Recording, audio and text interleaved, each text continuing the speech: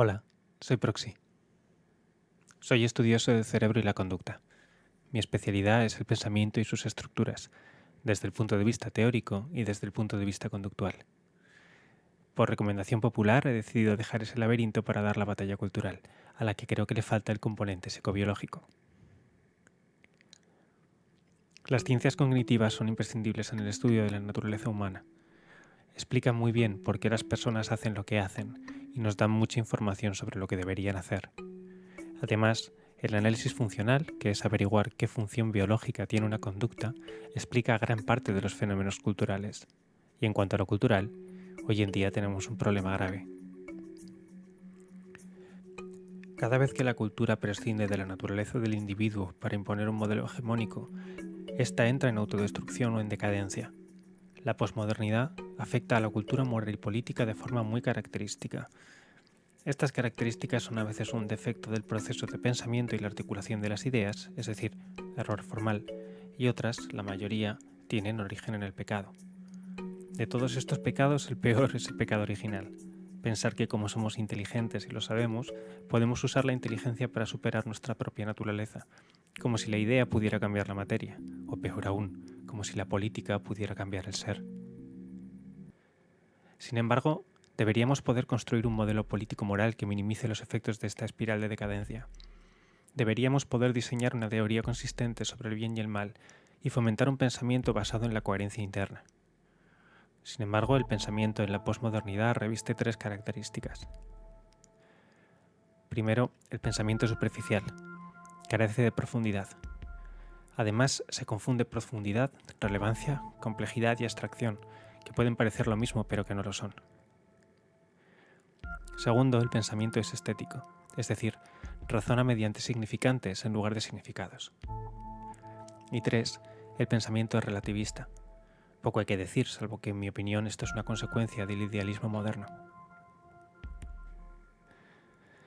Gran parte de la fenomenología cultural y política actual, la cultura posmoderna, son fenómenos propios de una personalidad inmadura, causa de un alejamiento de la realidad. En psicología, esto se denomina personalidad evitativa. Si soy sincero, no creo que nada de esto tenga arreglo. Sin embargo, como otros tantos que se resisten a la virulencia de este fenómeno cultural, quiero aportar paradigmas. Lo social ha fallado en unir lo político, lo cultural y lo filosófico. Lo cognitivo es, en mi opinión, el eslabón que puede unificar de forma coherente estas categorías. Para resumir lo que voy a tratar en este canal, querría enumerar ciertas premisas de las que voy a partir. Lo primero es que la filosofía falla en la psicología, no la tiene en cuenta y debería hacerlo. De hecho, los politólogos y los filósofos suelen llegar a conclusiones sobre la cultura que son psicológicamente una aberración. La cultura consiste en aquellas soluciones colectivas que se dan a problemas o necesidades colectivas. En el análisis cultural, rara vez se tiene en cuenta de forma apropiada el ambiente interno como modulador de dichas respuestas colectivas. Segundo, existen estructuras cognitivas innatas que solo pueden ser desarrolladas en un sentido, por lo que su origen es específicamente funcional. Una de ellas es el lenguaje. Otra de ellas es la percepción y la evocación de la forma. Dichas estructuras son innatas y determinan gran parte de la estructura de la mente. Son lo que denominaremos sistema de representación. Ambas son inherentes al ser humano y son instintos. Que exista una estructura instintiva es importante, pues determina un vector de comportamiento.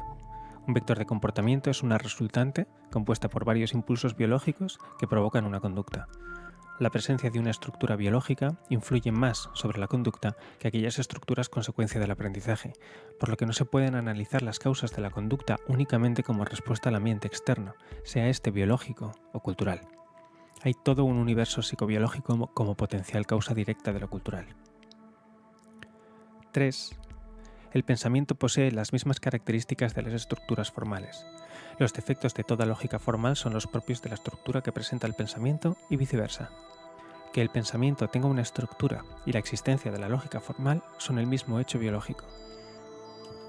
Dicho de otra forma, pensamiento, lógica y filosofía son diferentes manifestaciones del mismo sistema de representación. Separar las estructuras cognitivas psicológicas de las estructuras filosóficas puede dar lugar a errores. 4.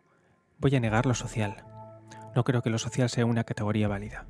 No existe una esencia de lo social, pues creo que todo lo social puede y debería explicarse desde otros marcos, como el político, filosófico y el biológico conductual. De hecho, creo que cada vez que se enarbola lo social, en realidad se están utilizando elementos político-filosóficos para explicar elementos biológico-conductuales. 5. Mi disciplina es la psicobiología cognitiva, y por tanto pecaré de ella. Sin embargo, la contemplo y utilizo como disciplina científica, no como un ismo filosófico o doctrinal, sino una disciplina extensa que alberga muchos misterios, pero que describe la realidad de los fenómenos de una forma mucho más consistente que otras. Por tanto, no solo no es una reducción, sino una ampliación, cuyos límites están demarcados por la capacidad de comprensión humana acerca de la realidad. Pensemos sobre lo que somos hasta que ya no podamos más. Por desgracia, el pensamiento es un sistema dinámico con pretensión formal, cuyo límite es el mismo. Al fin y al cabo, se ha de utilizar el pensamiento para hablar del pensamiento, pero hemos de usar el pensamiento para hablar de la realidad. La explicación de los fenómenos cognitivos y del pensamiento puede ser un desafío, pero es sin duda nuestro deber moral emprenderlo, y es sin duda alguna buscar una aguja dentro de un laberinto, el laberinto más complicado del mundo, pero dentro del cual yace sin duda la respuesta a una teoría completa de lo humano. Gracias a todos, os emplazo el próximo giro.